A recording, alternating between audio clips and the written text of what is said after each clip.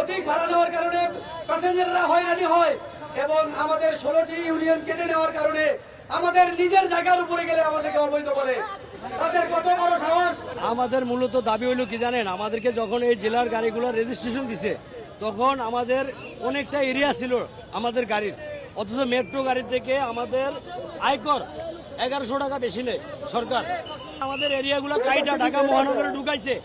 এখন আমাদের জায়গায় আমাকে বলা অবৈধ। মহানগরের ভিত্তি করছে মেট্রো লাগো সুবিধা হয়েছে, কিন্তু আমগো অসুবিধা হয়েছে।